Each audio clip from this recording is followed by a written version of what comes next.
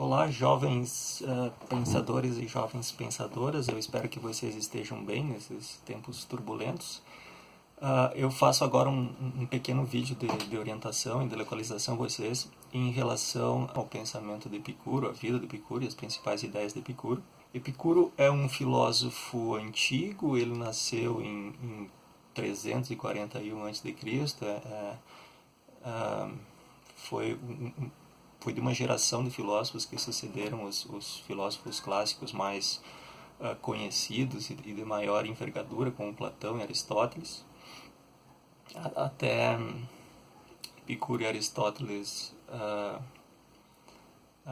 coincidiram temporalmente, né, por um certo período, mas Epicuro é posterior um pouco.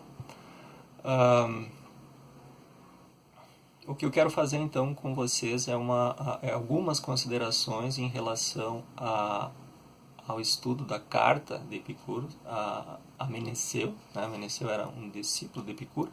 E o que a gente vai ler então nessa carta a Epicuro são algumas orientações, algumas recomendações que basicamente recuperam os principais preceitos da filosofia de Epicuro. E Epicuro está recordando esses preceitos ao seu discípulo para que ele os pratique e, ao praticar esses princípios, então ele alcance a felicidade. Como pano de fundo dessa carta e dos ensinamentos de Epicuro, existe toda uma concepção do que é a filosofia.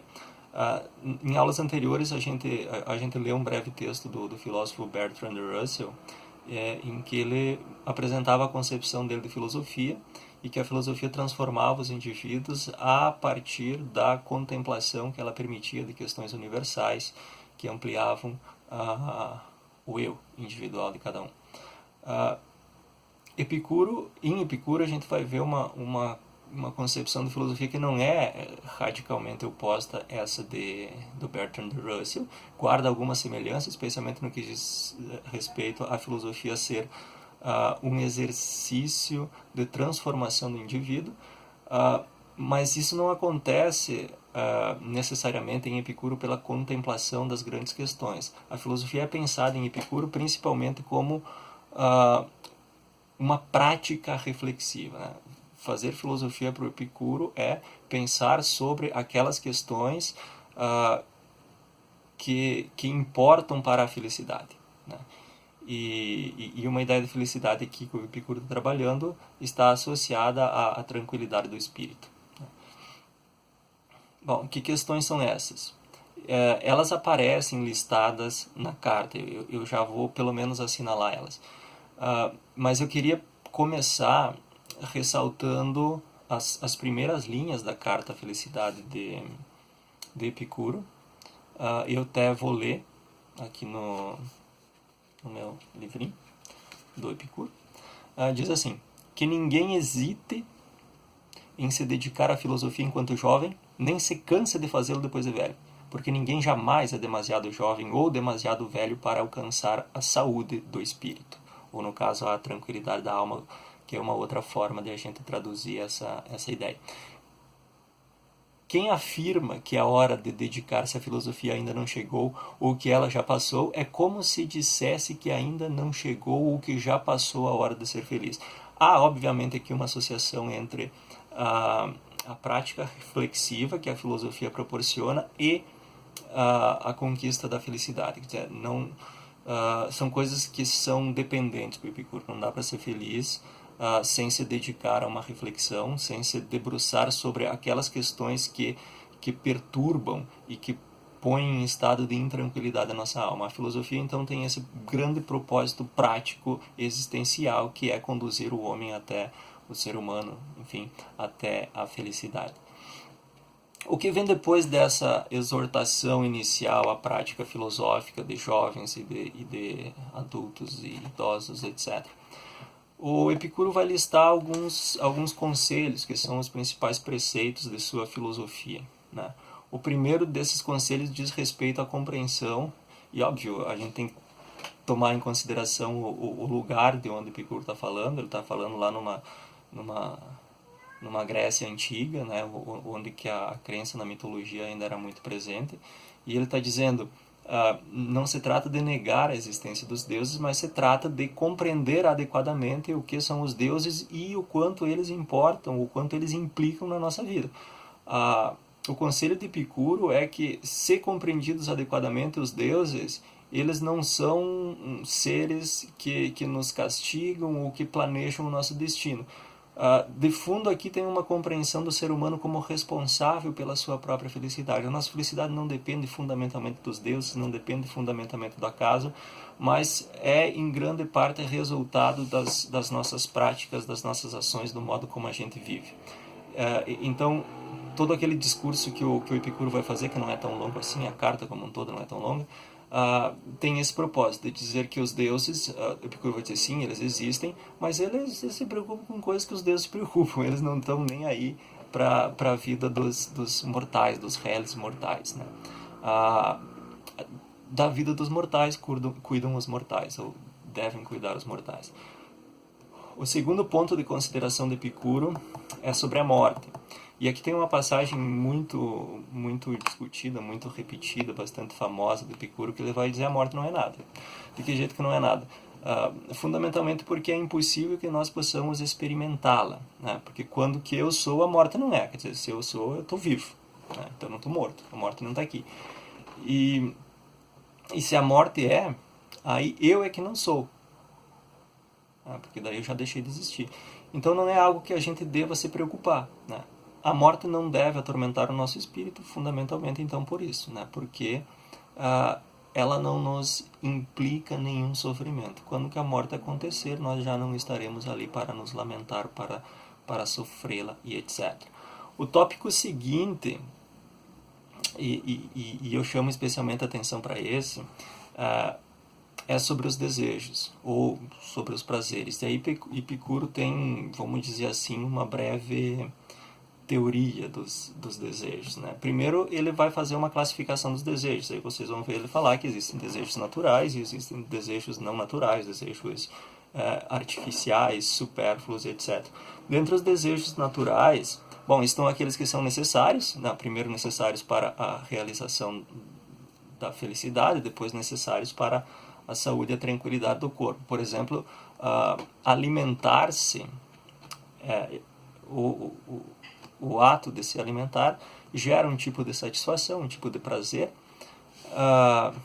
que é necessário. A gente não pode simplesmente abrir mão da alimentação e viva sem isso.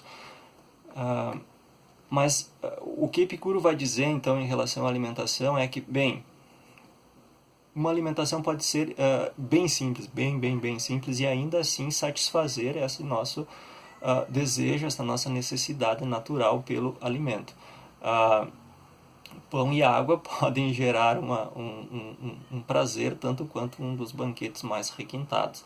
Agora, se não compreendemos adequadamente a natureza dos prazeres, podemos nos tornar infelizes por não poder ter banquetes requintados a toda hora. O Epicuro vai dizer, bem, você pode se satisfazer suficientemente e pode ser feliz comendo pão e água, né? Porque daí também vem um prazer. Diz a lenda que no jardim de Epicuro, porque o Epicuro, em um momento da sua vida, lá ele fundou uma escola, comprou uma grande propriedade lá na periferia de Atenas, e lá viviam seus amigos, plantavam uma horta, um jardim, e se alimentavam do que eles conseguiam produzir, né? De batatas e cenouras, etc. Isso que eu inventei. E de vez em quando que eles recebiam um presente, um pedaço de queijo, diz o Epicuro que eles poderiam então fazer um banquete, né? Um pedaço de queijo, um pouco de vinho também. Bem, então existem esses prazeres, esses desejos ligados a desejos necessários, né? E existem também aqueles desejos que são meramente artificiais, como exemplo, o desejo de glória, o desejo de riqueza, o desejo de imortalidade. O Epicuro diz, bem, não são prazeres necessários, nem para a felicidade, nem para a tranquilidade e a saúde do corpo, então, obviamente, a nossa felicidade não pode depender deles. Prestem bastante atenção nessas considerações que o Epicuro faz sobre o desejo. Eu acho que é um tópico super importante do discurso dele sobre a felicidade. E também ele vai tentar na carta diferenciar o seu pensamento do mero hedonismo, né? Porque o hedonismo é uma corrente filosófica, vamos dizer assim, que sustenta que a felicidade depende da entrega aos prazeres, né? Não existe outra fonte da felicidade, então trata-se simplesmente de lançar-se na busca da satisfação de todos os desejos e de todos os prazeres possíveis, né? A concepção de Epicuro é muito diferente disso. O Epicuro vai aconselhar uma prudência em relação aos prazeres. Não são todos os prazeres que precisam ser realizados, até porque não são todos os prazeres que são necessários para a nossa satisfação, né? Alguns são fictícios, alguns são fantasiosos, alguns são plantados em nós pela sociedade, pelo contexto cultural. Então, o sábio é aquele que consegue fazer essa distinção e identificar o que realmente é necessário satisfazer para alcançar uma tranquilidade do espírito e uma saúde do corpo, da alma.